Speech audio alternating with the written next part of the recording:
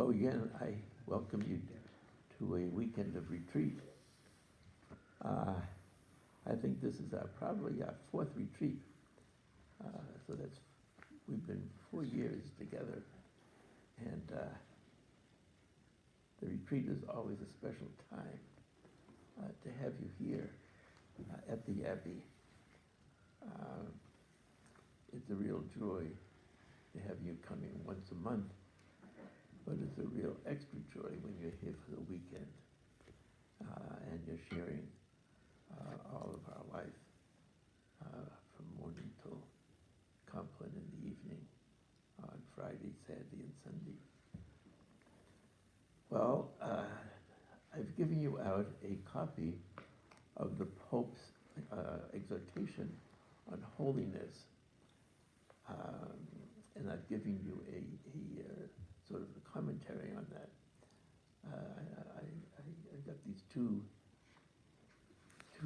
booklets from Amazon.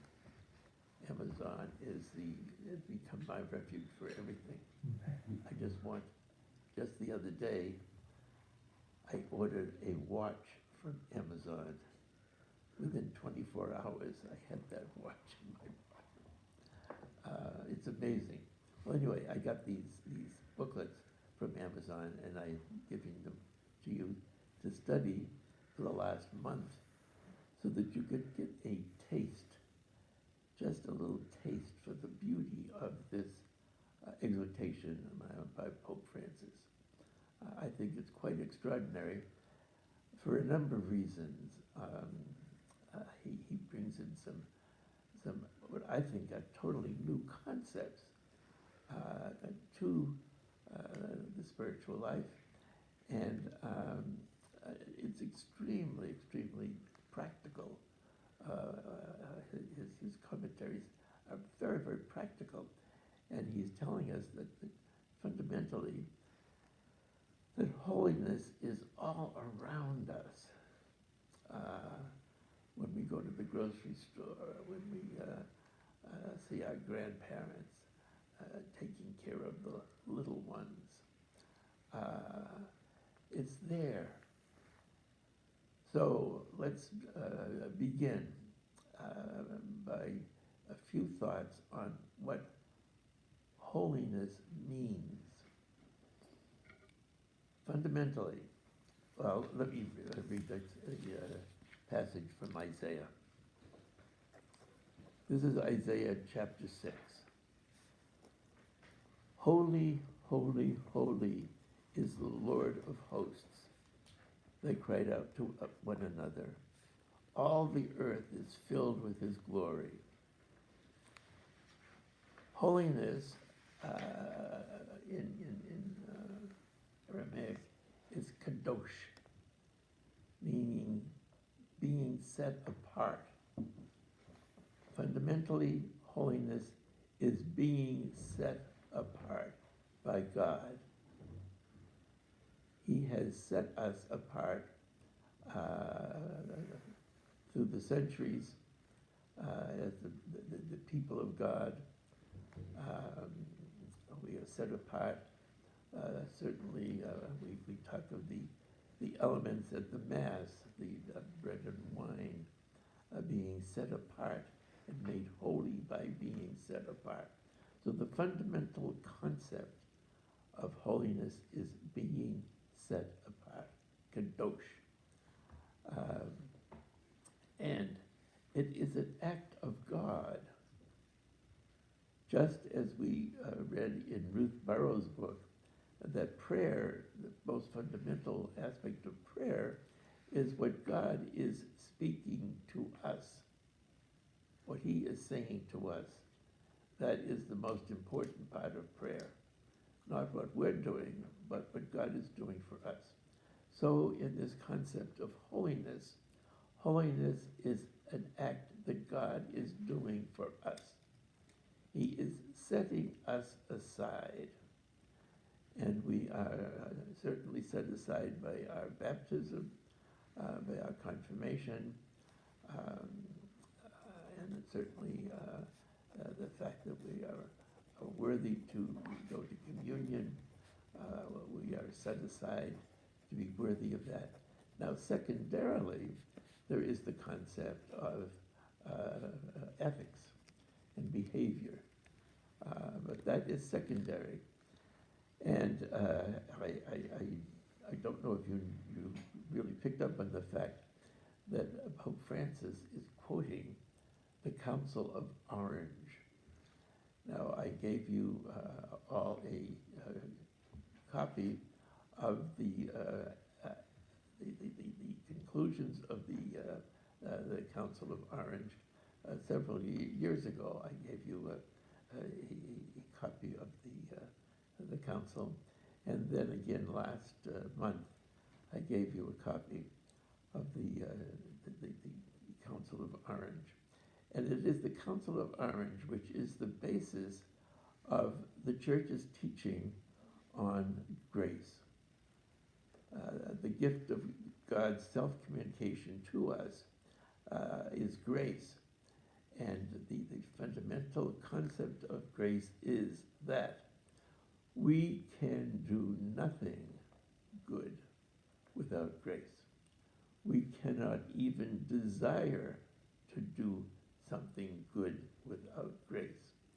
We cannot even desire to cooperate with grace without another grace.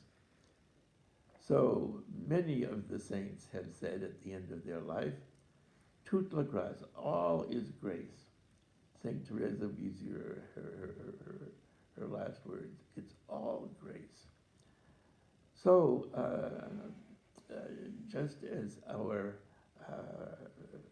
holiness, the gift of being set aside by God is a gift, it begins with that gift. And then the gift of our goodness and our ethical behavior is also a gift from God, to the point where, as the council is saying, it is all an act of grace.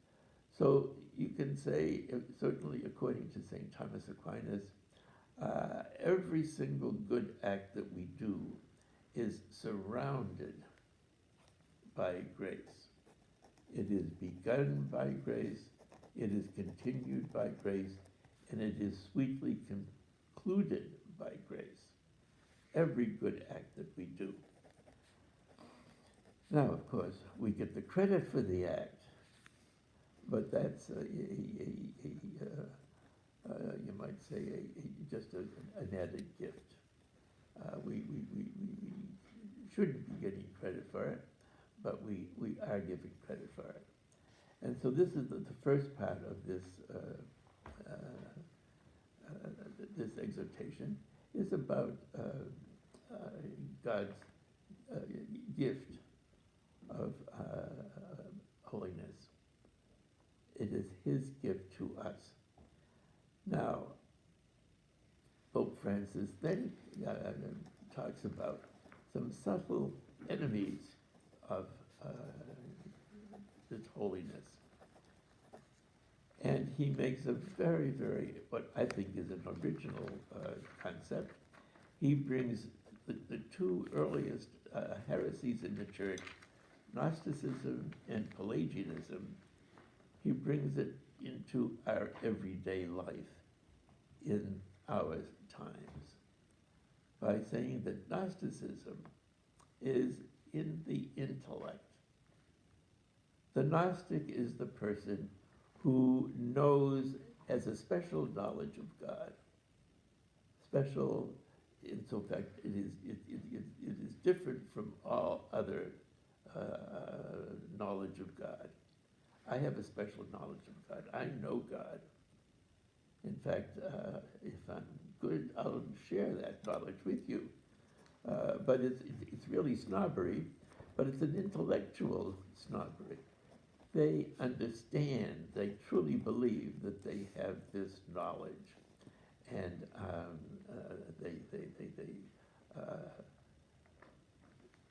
they know all the dogmas of the church. They have the answer to everything, to the point where there is no longer any mystery to them. They've got it all figured out.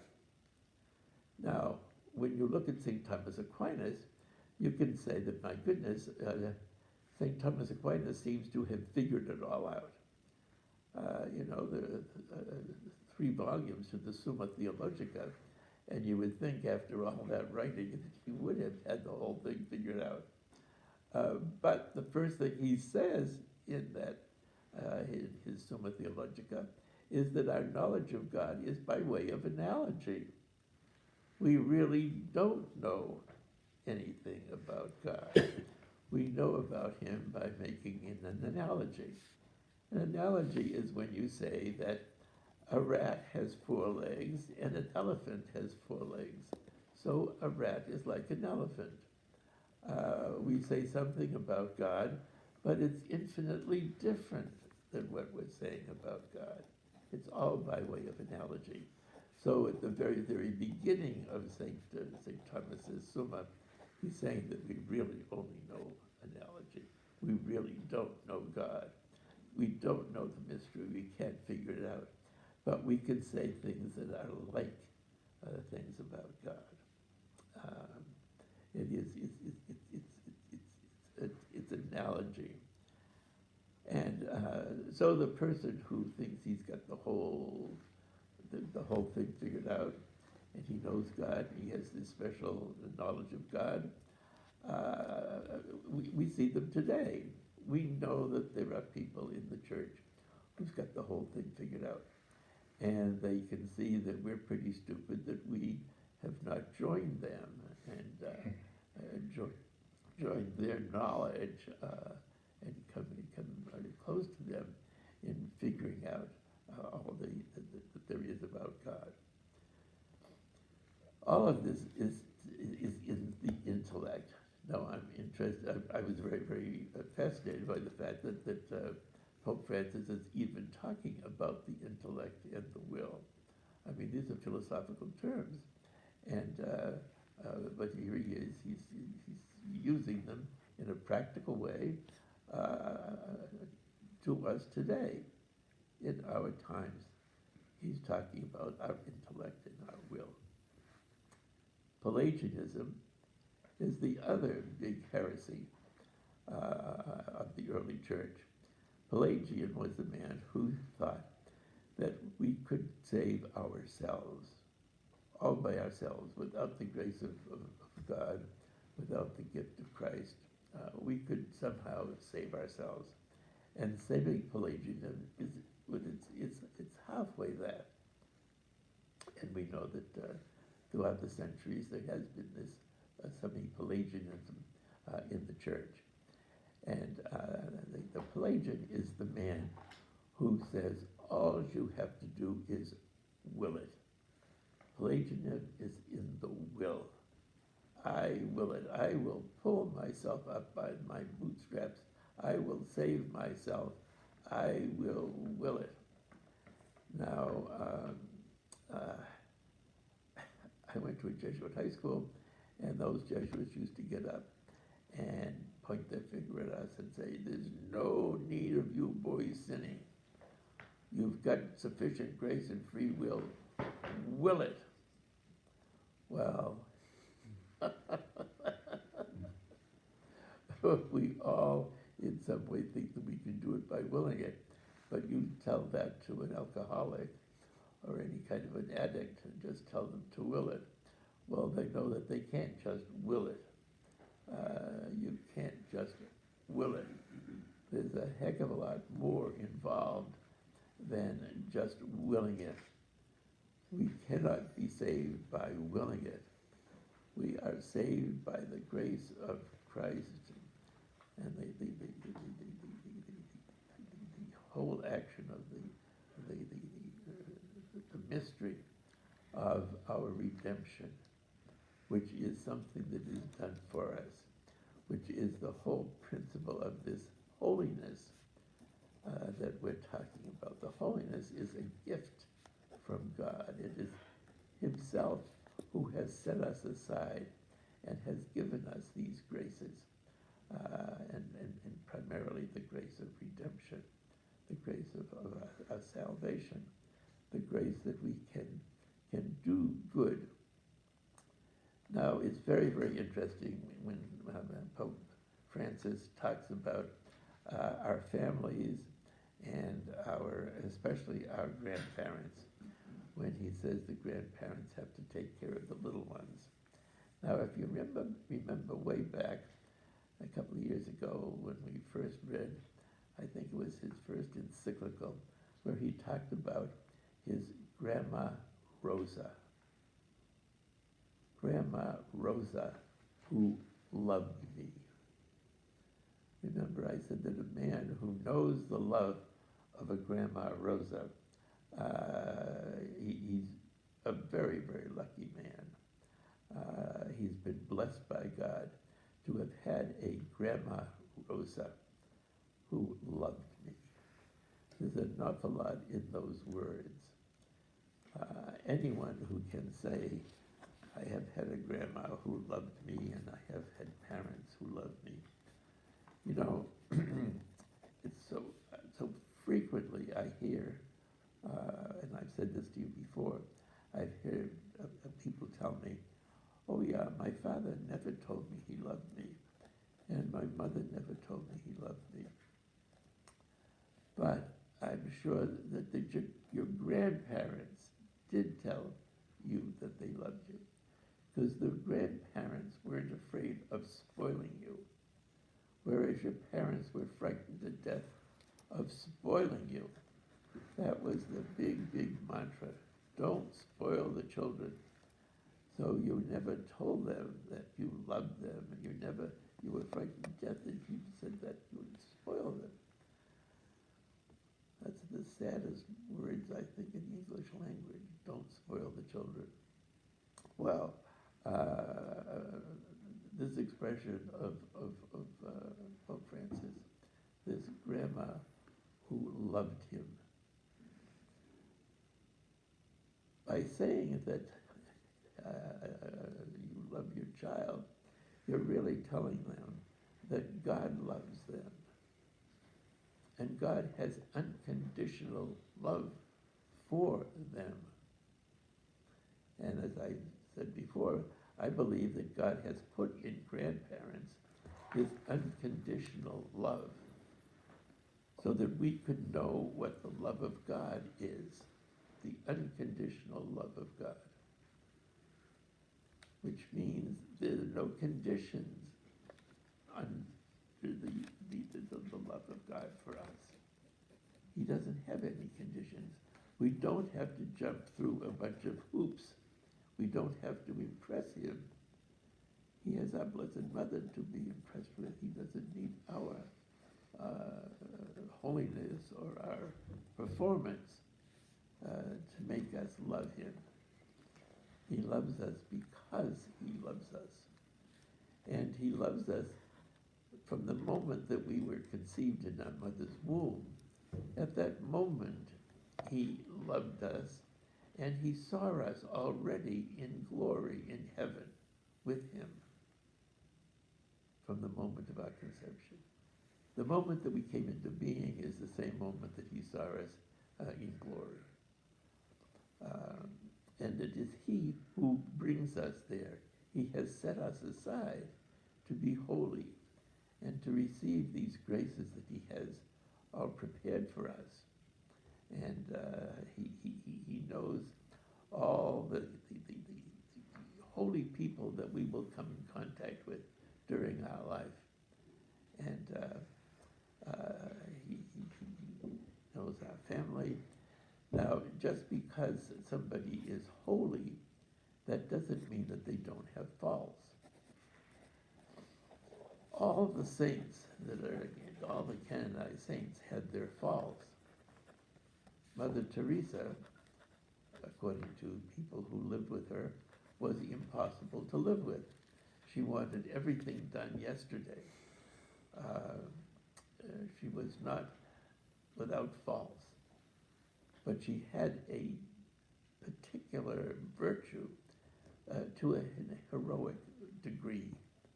Her charity, the love that she showed the people, the poor in India, when she would hold a child and bring that child the experience of Christ's love in the very, very act of holding that child. That was her great gift that she brought to society. Well, each saint brings these great gifts that God wishes to have them bring into society. Now, it's interesting that Pope Francis, the very first person that he talks about as holy in this article is our Gabriella, Blessed Gabriella from Fatociana, the monastery outside of Rome, where our nuns have this convent of the Trappistine nuns. Well, there's a Blessed Gabriella there who offered her life for unity in the church. And through this Gabriella, that convent has been receiving vocations after vocation after vocation. And I don't know how many foundations that monastery has brought to South America and to Mexico and to Italy, all through Gabriella. It's astonishing. You know, vocations, we're having a vocation weekend here this weekend. And these young fellows that you see walking around, they're investigating the monastery. Well, the only way you can have a vocation is if God puts somebody aside, kadosh, as if God himself puts them aside and gives them the grace to see that this is the type of life that they want to lead. Now, we have nothing to offer these young men. We don't have a hospital, we don't have a college, we don't have any kind of ministry, we don't have anything to sell them on a vocation here. The only thing that we have to offer them is prayer, is a life of prayer and contemplation. And that is one of the great gift that we have to give them, that God has to give them, is contemplation. Now, in this article by Pope Francis, doesn't he bring up contemplation? He says that all of us have to be contemplatives. And he says that being a contemplative doesn't mean that you have to go off to a monastery and be quiet. It just means that you have to have an appreciation for silence and for contemplative prayer. Now Francis has a great appreciation for contemplation. He definitely is himself a contemplative, and he has an appreciation. But that's the only thing that we have to offer these young vocations, and nothing will come of their vocation, of their searching, if God does not touch them himself. You cannot create a vocation to this life, because as I say, we have nothing to offer them outside of prayer, and only God can make prayer attractive to you. He has to have touched you in some way so that you've had this experience of contemplative prayer, and that you want to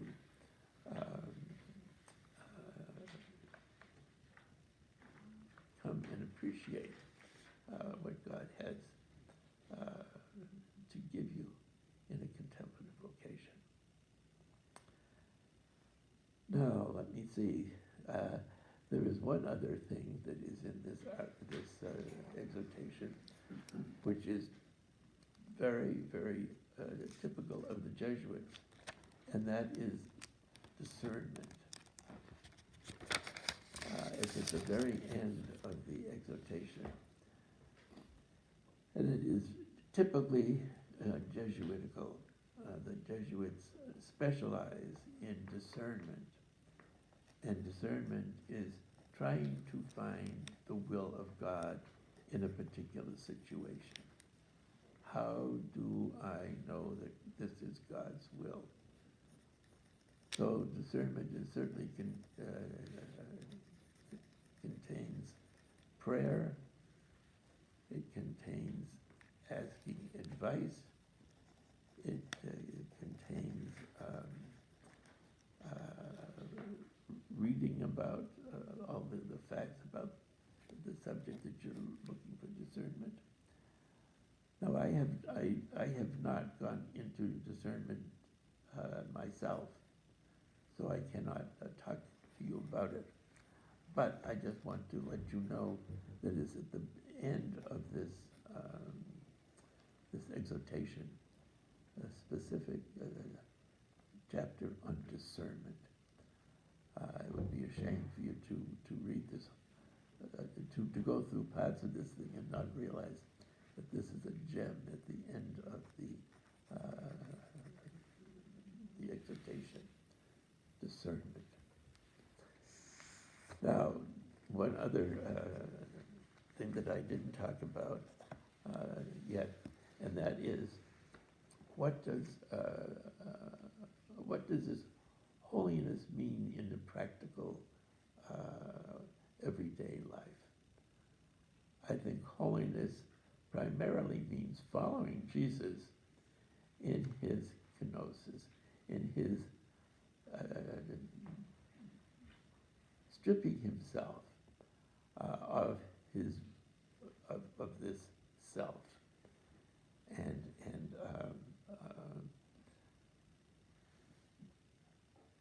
in the very act of the most blessed Trinity, of this total self-giving of one person to the other. That is what I believe is at the core of this holiness that God brings us to. Total self-giving, which is what Jesus did on the cross, which is what the second person of the Blessed Trinity does in the Blessed Trinity. The cycle of total self-giving. And we're called to this. This is the ultimate act by which God blesses us in the gift of total self-giving, as Jesus did on the cross, and as we're asked to do in everyday life. And this certainly is what is act of which is asked of for parents and their children. It is a total self-giving. You don't realize how much, of course you do, but I can say that I can appreciate what is involved in bringing up children. It is an act of total self-giving. You cannot just leave a child and let the child grow up by itself. You have to give yourself to that child 24 hours a day. And it is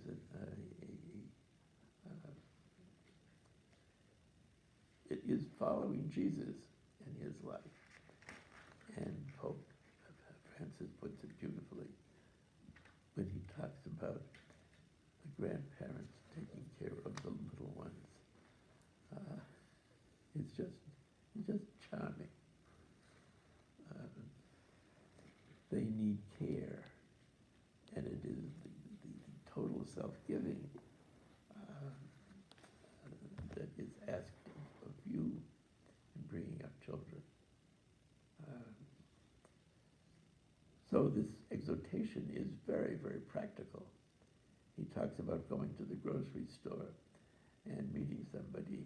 Now, you can gossip, or you can not gossip. But that holiness is very, very practical in everyday life. We don't realize that we're living with holy people. Even though they have faults, they're still holy